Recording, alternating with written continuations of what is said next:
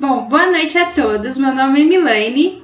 Nosso grupo ainda é constituído por Juliane e Igor e vamos abordar em nossa apresentação mapas de declividade, demonstrando como obtê-los e sua importância para a nossa área agronômica.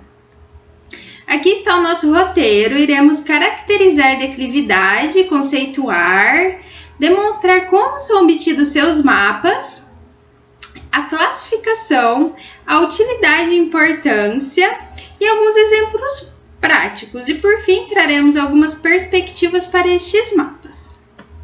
Aqui temos alguns esclarecimentos, por exemplo, como são obtidas as curvas de nível.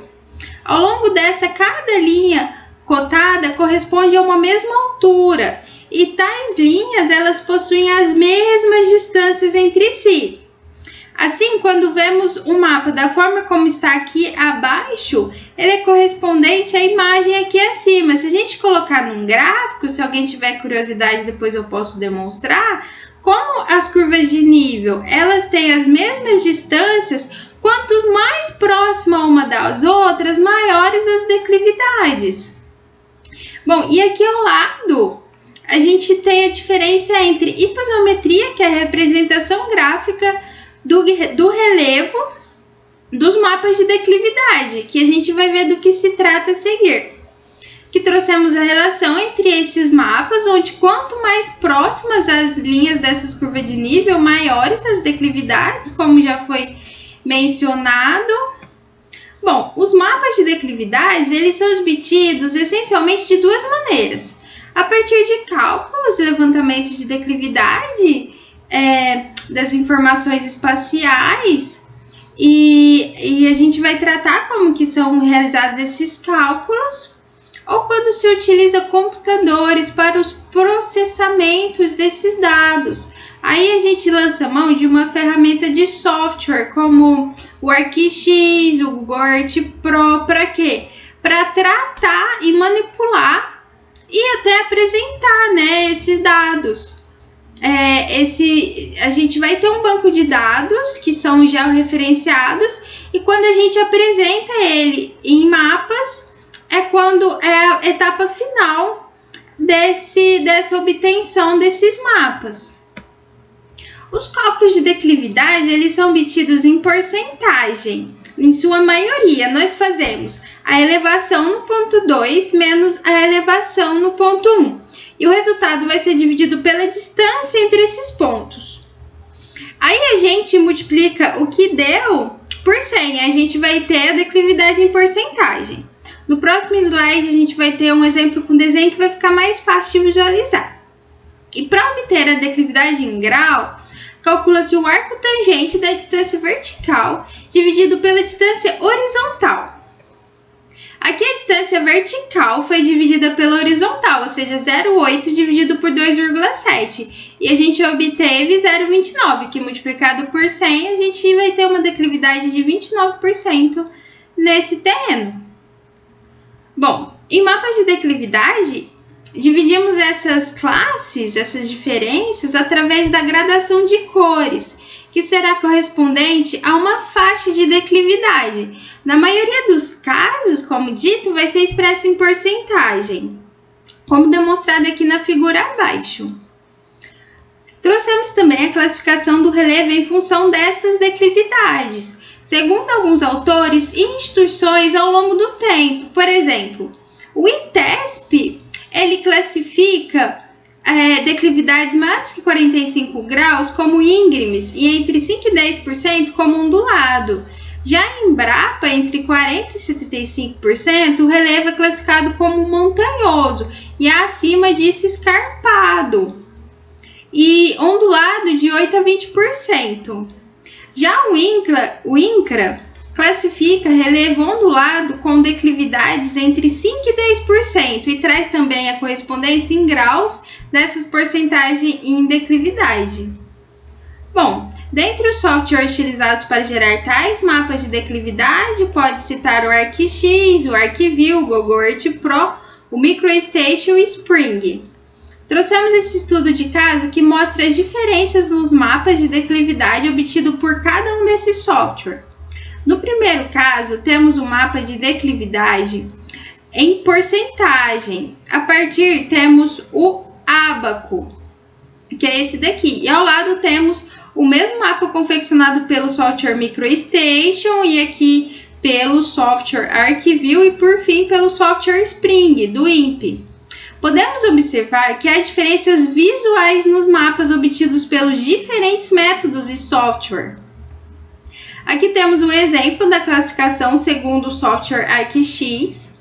Aqui é um outro exemplo de mapa de declividade obtido também pelo ArcX. Repare aqui que as menores declividades em verde escuro são próximos dos cursos de água. Geralmente são as áreas de preservação permanente. E no centro desse mapa temos as maiores declividades, representado pelas cores avermelhadas. Aqui na mesma lógica, né? Onde à direita temos uma grande área plana com declividade inferior a 0,3%, também representado pelo ArcX. Aqui daria facilmente para colocar máquinas de grande porte, colhedora, plantar soja, por exemplo, igual a gente vê lá no Mato Grosso, aqueles grandes chapadões. Poderia ser aqui, Rondonópolis, Sorriso, poderia ser dessa área.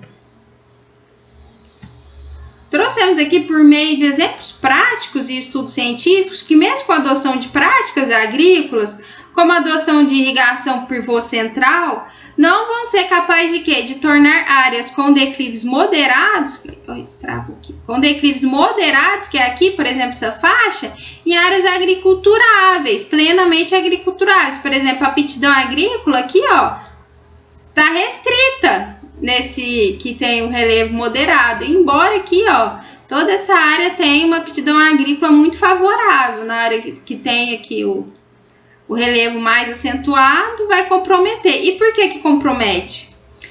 Especialmente porque a aptidão à mecanização.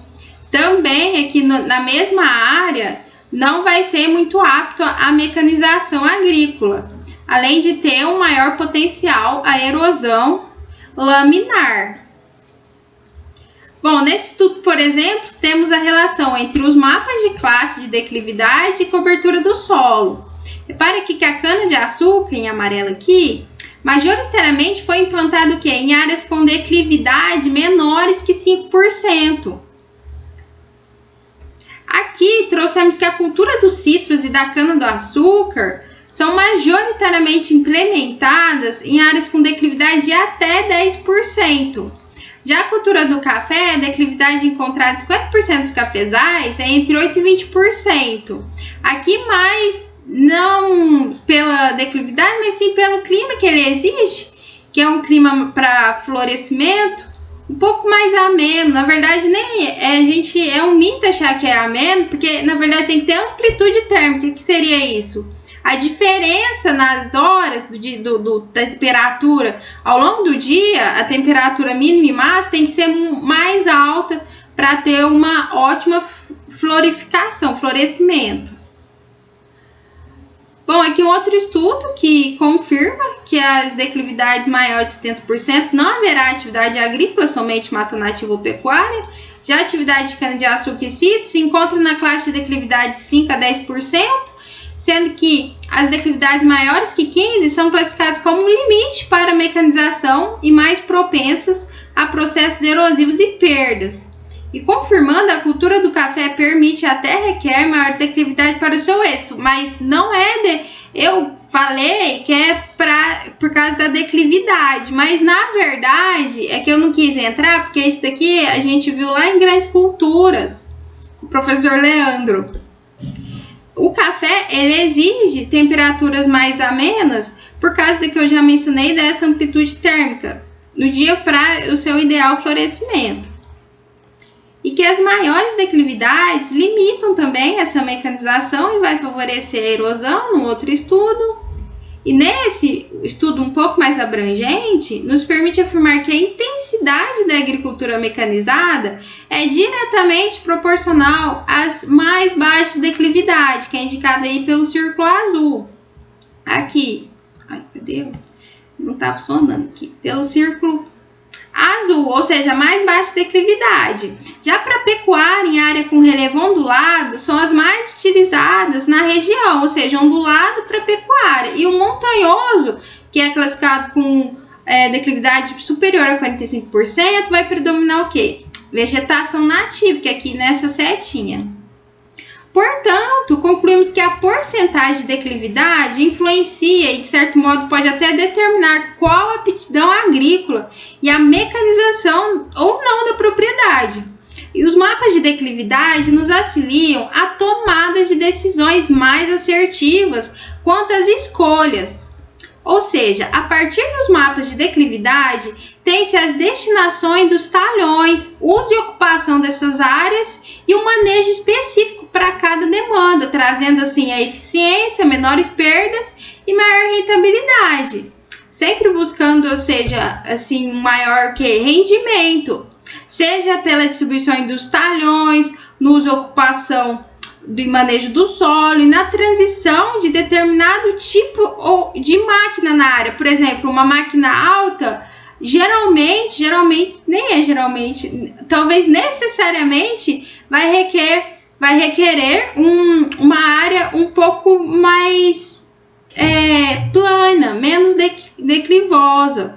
Até talvez 0,3.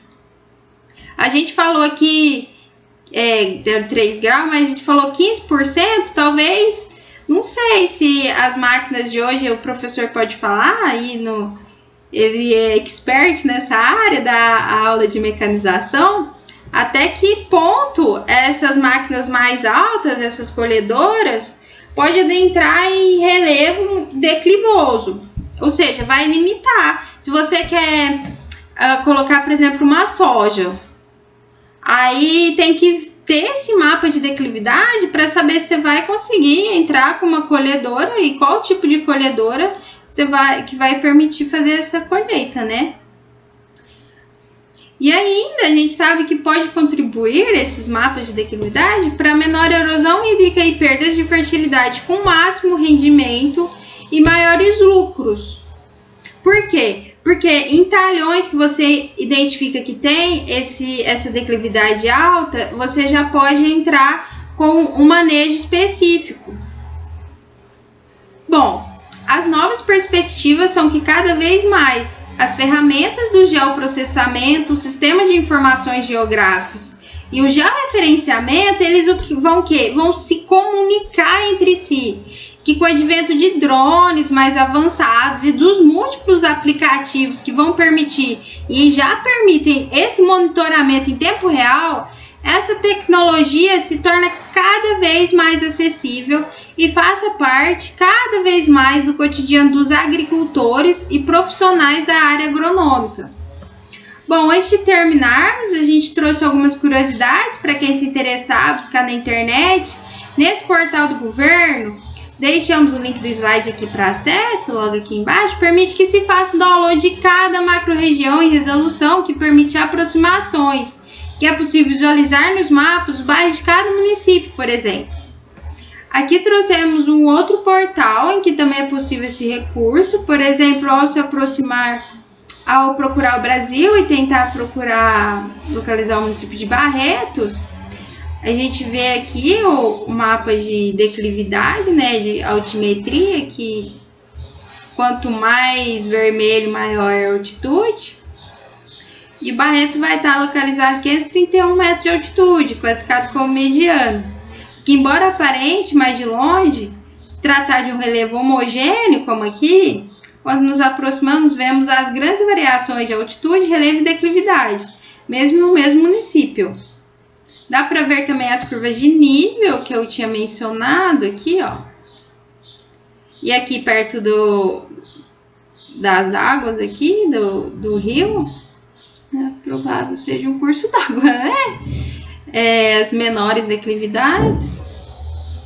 Bom, deixaremos o link na apresentação para acesso, para quem tiver interesse em acessar.